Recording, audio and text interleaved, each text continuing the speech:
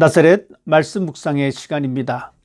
오늘 우리가 바라보는 말씀을 통해 하나님이 원하시는 것이 무엇인지 발견하고 깨닫게 되는 시간이 되기를 원합니다. 함께 볼 말씀은 창세기 19장 12절에서 22절 말씀입니다. 그 사람들이 롯에게 이르되 이 외에 내게 속한 자가 또 있느냐? 내 사위나 자녀나 성중에 내게 속한 자들을 다 성 밖으로 이끌어내라. 그들에 대한 부르짖음이 여호와 앞에 크므로 여호와께서 이곳을 멸하시려고 우리를 보내셨나니 우리가 멸하리라. 롯이 나가서 그 딸들과 결혼할 사위들에게 말하여 이르기를 여호와께서 이 성을 멸하실 터이니 너희는 일어나 이곳을 떠나라 하되 그의 사위들은 농담으로 여겼더라. 동틀 때에 천사가 롯을 재촉하여 이르되 일어나 여기 있는 내 아내와 두 딸을 이끌어내라. 이 성의 죄악 중에 함께 멸망할까 하노라.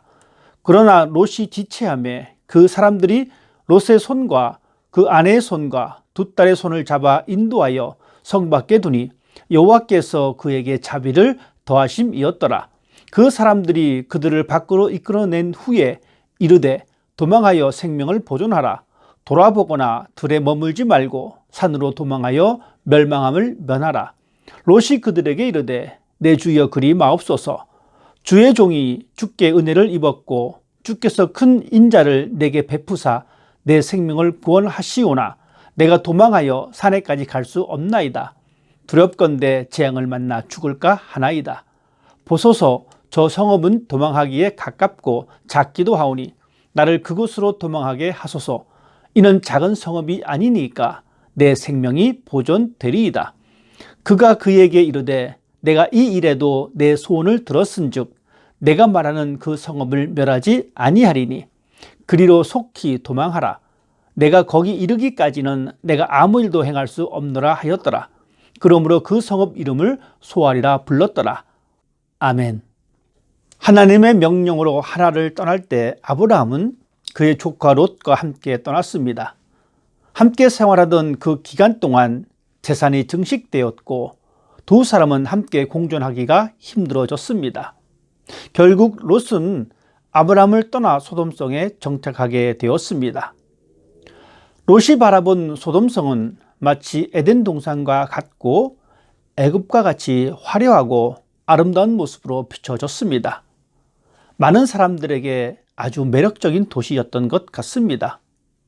왜냐하면 롯이 소돔에서 적들에 의해 포로로 잡혀갔다가 다시 풀려나고도 그 지역을 벗어나지 않고 다시 소돔에 정착했을 정도입니다.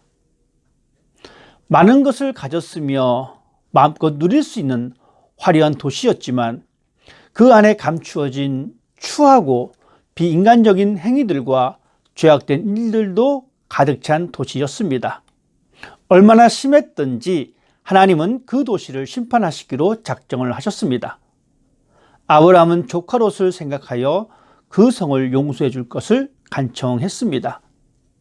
그렇지만 결국에는 의인 10명이 없어서 소돔성은 하나님의 심판을 받게 되었습니다. 하나님의 은혜로 롯의 가족은 심판을 면할 수 있는 기회를 얻게 되었습니다.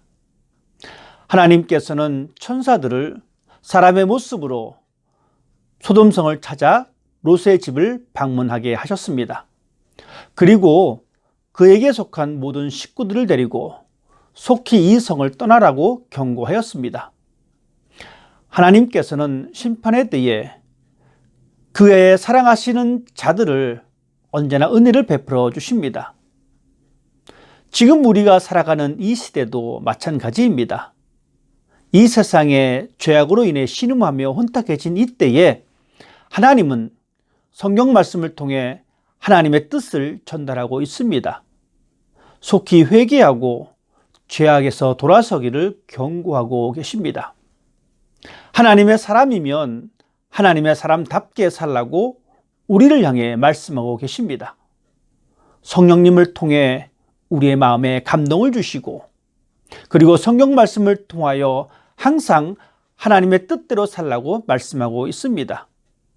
때로는 믿음의 사람들을 통해서 그리고 세상에 일어나는 여러 가지 사건들을 통해서 경고하고 계십니다.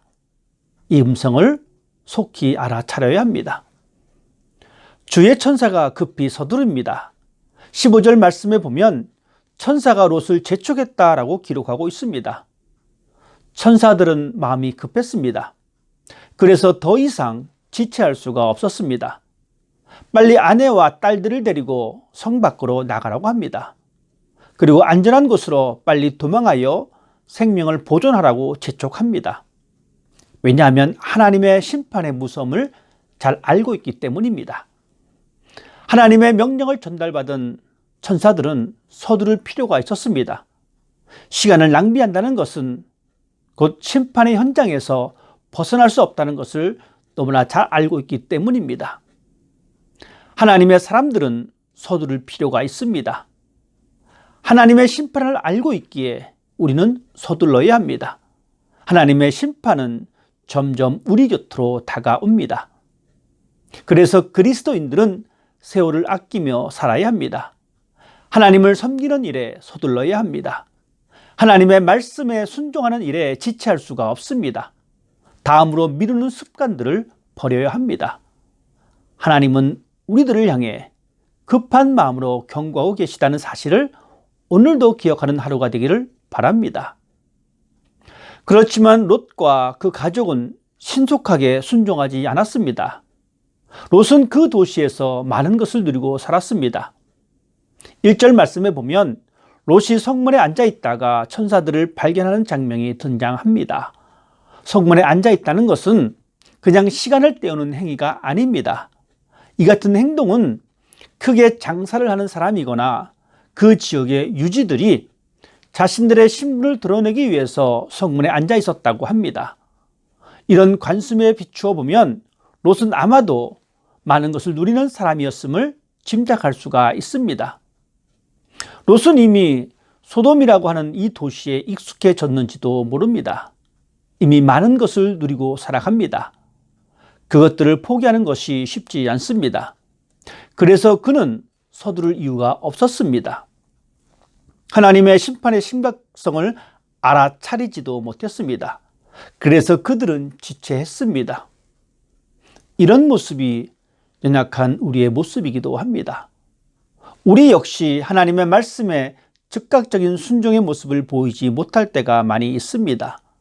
세상이 주는 기쁨 때문이기도 합니다. 세상이 주는 행복 때문에 세상의 죄악된 자리에서 즉시 떠나기를 꺼려하기도 합니다.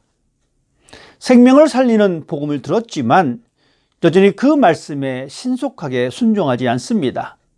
먼 미래의 하나님의 심판보다는 현재 지금 내가 누리고 있는 삶의 행복에 더 큰 가치를 두고 있기 때문입니다. 사탄은 우리들에게 서두르지 말라고 유혹합니다. 조금 더 자자고 조금 더 누워있으라고 속삭입니다. 지금이 아닌 다음부터 순종하라고 말을 합니다.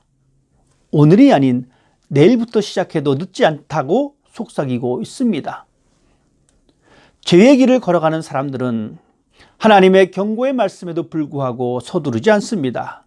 여전히 파멸의 세상에서 헤매고 있습니다. 마치 롯의 사위들처럼 하나님의 말씀을 농담으로 생각하고 심판의 금박함을 인식하지 못하고 있습니다. 오늘 사건을 통해 우리는 하나님의 마음을 알기를 원합니다. 하나님은 우리들에게 지금 하라고 말씀하고 계십니다.